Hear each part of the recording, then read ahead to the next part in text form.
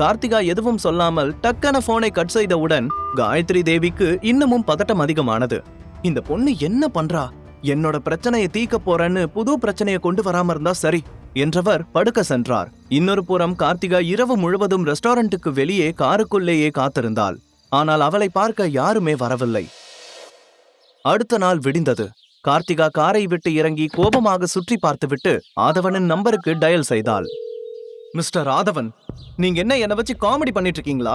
நேத்து ஈவினிங் 7:30 இருந்து இப்ப வரைக்கும் நீங்க சொன்ன ரெஸ்டாரண்ட்ல தான் இருக்கேன். ஆனா சேதுபதி ஃபேமிலில இருந்து ஒரு காக்கா கூட என்ன பார்க்க வரல.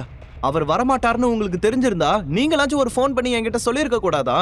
நானே இப்படி லூசு மாதிரி விடிய விடிய வெயிட் பண்ணிட்டு இருந்திருக்க மாட்டேன் என்று கோபமாக சொன்னாள் கார்த்திகா. அவளுடைய வார்த்தையை கேட்டு கடுப்பான ஆதவன், ஹலோ, மைண்ட் யுவர் வேர்ட்ஸ். நான் ஒன்னும் உங்க வேலை ஆள் கிடையாது. உங்க இஷ்டப்படி பேச. அவர் வந்தாரா இல்லையான்னு எனக்கு எப்படி தெரியும்? உங்க முன்னாடி தானே நான் போன்ல பேசினேன். நீங்க கேட்க சொன்னீங்கன்னு கேட்டேன், அவ்வளவுதான். அவர் வந்தாரா இல்லையான்னு ஃபாலோ பண்ணிட்டு இருக்கிறதெல்லாம் என்னோட வேலை கிடையாது என்று கோபமாக சொன்னான். அதை கேட்டு இன்னமும் கடுப்பான கார்த்திகா, என்கிட்ட நீங்க முதல்ல மரியாதையா பேசுங்க.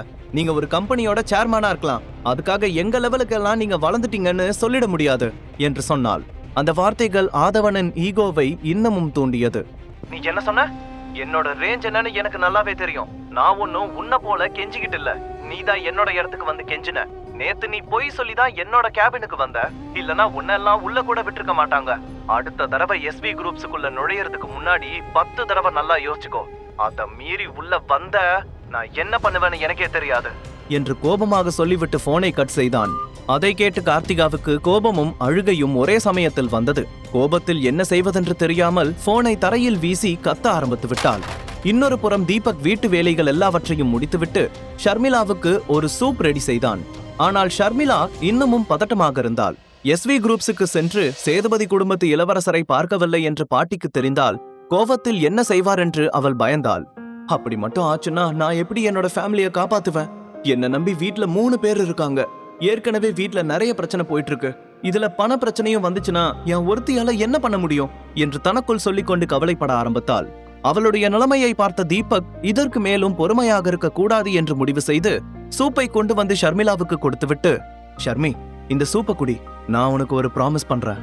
உன்னை யாரெல்லாம் தொந்தரவு பண்றாங்களோ அவங்க எல்லாருமே கண்டிப்பா கஷ்டப்படுவாங்க என்று சொன்னான். அப்போது ஷர்மிளா அவனை பார்த்து, எனக்கு என்ன பண்றதுனே தெரியல. பேசாம நான் சேதுபதி ஃபேமிலி இளவரசர்கிட்ட பேசி பார்க்கட்டுமா என்று கேட்க, நீ உண்மையிலேயே அவர்கிட்ட பேசணும்னு நினைக்கிறியா என்று கேட்டான் தீபக். அதை கேட்டு ஷர்மிளா மெதுவாக இல்லை என்பது போல தலையை ஆட்டினாள். உடனே தீபக் சிரித்து கொண்டே, நீ யார்கிட்டயும் பேச வேண்டாம் ஷர்மி, கொஞ்சம் வெயிட் பண்ணு. உன்னோட பாட்டியே உன்கிட்ட சாரி கேட்டுட்டு உன்னை அவங்க கம்பெனிலேயே டிசைனிங் டைரக்டர் ஆக்குவாங்க என்று சொன்னான். தீபக் ஆறுதலுக்காக தான் அப்படி சொல்கிறான் என்று ஷர்மிளா நினைத்தாள். இருந்தாலும் அந்த வார்த்தைகள் அவளுக்கு உண்மையிலேயே ஆறுதலை தான் கொடுத்தது. அவள் தீபக்கை பார்த்து மெல்லிய புன்னகை செய்துவிட்டு மெதுவாக சூப்பை குடிக்க ஆரம்பித்தாள். தீபக்கின் திட்டம் என்ன? கார்த்திகாவுக்கு நடந்தது அனைத்தும் தீபக்கின் செயல் என்று தெரிய வருமா? ஷர்மிளா தனது பாட்டியை நினைத்து பயந்து கொண்டிருக்க தீபக் அவளை தைரியப்படுத்தினான். அன்றைக்கு முழுவதும் ஷர்மிளாவை நன்றாக ரெஸ்ட் எடுக்க வைத்துவிட்டு அவளுக்கென வேலைகளை மொத்தமாக தீபக்கே செய்து முடித்தான். அவன் வீட்டில் ஒரு வேலைக்காரனை போல இருந்தாலும் அவனுடைய கட்டளைப்படி பல ஆட்கள் வேலை செய்து கொண்டிருந்தார்கள். அன்றைக்கு இரவு ஆதவனிடமிருந்து தீபக்கிற்கு ஒரு மெசேஜ் வந்தது. அதை படித்ததும் அவனுடைய முகத்தில் சந்தோஷம் தோன்றியது. இன்னைக்கு ஷர்மிளா நிம்மதியா தூங்கிட்டு இருக்கா. ஆனா இவ்வளவு கஷ்டப்படுத்தணும்னு நினைச்ச இவளோட பாட்டியும் அந்த நவீனும் நிம்மதியா தூங்க முடியாது என்று தீபக் சொல்லிக் கொண்டான். அவன் நினைத்ததை போலவே காயத்ரி தேவியின் வீட்டிலும் அதே நிலைமைதான். இரவு முழுக்கவும் தூங்காத காயத்ரி தேவி அடுத்த நாள் காலையில் ஷர்மிளாவின் நம்பருக்கு டயல் செய்தார். ஆனால் அவளுடைய போன் தொடர்ந்து சுவிட்ச் ஆஃபிலேயே தான் இருந்தது. காயத்ரி தேவியின் பொறுமையும் கொஞ்சம் கொஞ்சமாக குறைந்து கொண்டே சென்றது. அப்போது நவீனும் அங்கே வந்து தனது பாட்டியின் நிலைமையை பார்த்து கவலைப்பட்டான். அவளை பத்தி எந்த தகவலும் கிடைக்கல. அவ சேதுபதி ஃபேமிலி இளவரசரை பார்க்க போனாலா இல்லையா? போனை சுவிட்ச் ஆஃப் பண்ணிட்டு என்ன பண்றா? அவளுக்கு எங்க இருந்து இவ்வளவு தைரியம் வந்துச்சு என்று கோபமாக சொன்னார் காயத்ரி தேவி. பாட்டி, நாம அவகிட்ட ஹெல்ப் கேட்டதுல இருந்து அவங்க ரொம்ப ஆட்டம் போட ஆரம்பிச்சிட்டாங்க. அவளை விடவும் அந்த தீபக் தான் ரொம்ப ஆடிக்கிட்டு இருக்கான். எனக்கு என்னமோ இதெல்லாம் அவனோட பிளானா தான் இருக்கும்னு நினைக்கிறேன் என்று நவீன் சொன்னான். எல்லாம் கொஞ்ச நாள் தான். இந்த பிரச்சனை நமக்கு சாதகமா முடியட்டும், அதுக்கப்புறம் அவங்களுக்கு இருக்கு. அது வரைக்கும் ஜாலியா இருந்துட்டு போகட்டும்.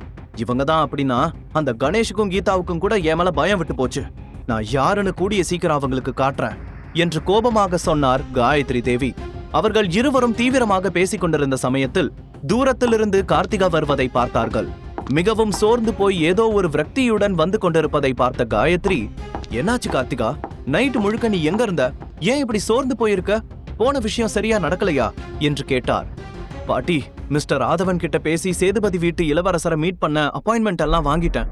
அவரை பார்க்க போன இடத்துல சரியா அந்த தீபக் எங்க இருந்து வந்தானே தெரியல. வந்து மொத்த மூடையும் ஸ்பாயில் பண்ணி விட்டுட்டான். அவனை மிரட்டி அங்கிருந்து அனுப்பிட்டேன். ஆனா அவன் வந்த நேரமோ என்னமோ தெரியல, சேதுபதி இளவரசர் நேத்து நைட்டு முழுக்கவும் வரவே இல்ல என்று விரக்தியுடன் சொன்னாள் கார்த்திகா. அதை கேட்டதும் காயத்ரி தேவி கோபத்தில் டேபிளை ஓங்கி அடித்தார். அவரது கண்கள் கோபத்தில் சிவந்து உதடுகள் துடிக்க ஆரம்பித்தது. அந்த தீபக்கு அந்த அளவுக்கு திமிரு ஏறி போச்சா? இந்த காயத்ரி தேவி அவங்கிட்ட போய் கெஞ்சி வேண நினைச்சிட்டு இருக்கானா? இத்தனை நாளா என்ன பார்த்தாலே பயந்துட்டு இருந்த அந்த ஷர்மி இப்ப எதுக்கும் உதவாத அவளோட புருஷனை வச்சு இந்த விஷயத்த டீல் பண்ணிட்டு இருக்காளா? என்ன அவமானப்படுத்தணும்னே அவ இத பண்ணிட்டு இருக்கா என்று கோபமாக சொன்னார். அவருடைய கோபத்தை பார்த்து நவீனும் கார்த்திகாவும் பயந்து போய் நின்றிருந்தார்கள். அப்போது கார்த்திகாவுக்கு சித்தார்த்திடமிருந்து நியூஸ் சேனலை பார்க்கும்படி ஒரு மெசேஜ் வந்தது. உடனே கார்த்திகா வேக வேகமாக அங்கே இருந்த டிவியை ஆன் செய்தாள். அதில், கட்டுமான துறையில் பெரிய மதிப்புமிக்க பெயருடைய காயத்ரி தேவி சமீபத்தில் SV குரூப்ஸுடன் சேர்ந்து ஒரு ப்ராஜெக்ட் செய்ய திட்டம் போட்டிருந்தார். ஆனால் இன்று காலையில் நமக்கு கிடைத்த தகவலின்படி காயத்ரி தேவி ஒரு பெரிய மோசடி செய்திருப்பதாக தெரிய வந்துள்ளது. அவர் SV குரூப்ஸை ஏமாற்ற முயன்றதாக தெரிகிறது. இந்த விஷயம் வெளியில் வந்ததும் சென்னையில் இருக்கும் ஒட்டுமொத்த கார்ப்பரேட் கம்பெனிகளிலும் இது பரவலாக பேசப்பட்டு வருகிறது. இது பற்றி SV குரூப்ஸ் சேர்மேனிடம் பேசும்போது அவர் அதற்காக மிகுந்த வருத்தம் தெரிவிப்பதாகவும், சிவம் குரூப்ஸ் பல வருடங்களாக இந்த மோசடிகளை செய்திருக்கலாம் எனவும் இப்போதுதான் கையும் களவுமாக பிடிபட்டிருக்கிறார்கள் என்று தெரிவித்தார். இதற்காக அவர்கள் மீது கடுமையான நடவடிக்கை எடுக்கப்படும் என்று SV குரூப்ஸ் சேர்மேன் மிஸ்டர் ஆதவன் தெரிவித்திருக்கிறார். காயத்ரி தேவி விஷயத்தில் அடுத்து என்ன நடக்கும் என்று தெரிந்து கொள்ள தொடர்ந்து எங்களுடைய நியூஸ் சேனலில் இணைந்திருங்கள் என்று அந்த நியூஸ் வாசிக்கப்பட்டது. அந்த நியூஸை பார்த்ததும் காயத்ரி தேவி பதட்டத்தில் தடுமாறி கீழே விழச் சென்றார். உடனே நவீனும் கார்த்திகாவும் அவரை பிடித்து சோபாவில் உட்கார வைத்தார்கள். அந்த விஷயத்தை அவரால் இன்னமும் நம்ப முடியவில்லை. அவரது உடல் நடுங்க ஆரம்பித்தது. இல்ல, இது எப்படி நடந்துச்சு? இத்தனை வருஷமா நான் கட்டி காப்பாத்திட்டு வந்த மரியாதை இப்படி ஒரு நாள்ல எப்படி காணாம போகும் என்று பயத்தில் உளர ஆரம்பித்தார். நவீனும் கார்த்திகாவும் அவருக்கு எவ்வளவோ ஆறுதல் சொல்ல முயற்சி செய்தும் அவரை சமாதானப்படுத்த முடியவில்லை. பாட்டி, நீங்க கவலைப்படாதீங்க. இந்த திருட்டு பழிய அப்படியே ஷர்மிளா மேல தூக்கி போடுவோம். அவதான் டிசைனை திருடி நம்மளோட கம்பெனிக்கு கெட்ட பெயரை ஏற்படுத்த ட்ரை பண்ணிருக்கான்னு சொல்லுவோம் என்று நவீன் காயத்ரி தேவிக்கு ஐடியா கொடுத்தான். அதை கேட்டதும் காயத்ரி அவனுடைய கன்னத்தில் பலாரென்று ஒரு அறை கொடுத்தார். உனக்கு கொஞ்சமாச்சும் அறிவு இருக்கா இல்லையா? இங்க பிரஸ், மீடியா எல்லாருமே நம்மளோட குடும்ப பேரை நாரடிச்சிட்டு இருக்காங்க. இந்த சமயத்துல மறுபடியும் ஷர்மிளா மேல பழிய போட்டு இருக்கிற கொஞ்ச நஞ்ச மானத்தையும் வாங்க பாக்குறியா? இப்போ அது ஷர்மிளாவோட டிசைன் கிடையாது, உன்னோடது. உன் பேரை தான் நான் முதல்ல சேர்த்திருக்கேன். இதுல திரும்பவும் ஏதாவது பண்ணுனா மறுபடியும் நாம தான் மாட்டுவோம். நாம முதல்ல ஷர்மிளாவை பார்க்கணும் என்று உறுதியாக சொன்னார் காயத்ரி தேவி. அதை கேட்டதும் கார்த்திகா அவரை பார்த்து, ஆனா பாட்டி, நீங்க திரும்பவும் அங்க போனா அவங்க இன்னமும் அதிகமா ஆட ஆரம்பிச்சிடுவாங்க. நம்மளோட சோகமான மூஞ்சிய பார்க்கதான் அவங்க காத்துக்கிட்டு இருக்காங்க என்று சொன்னாள்.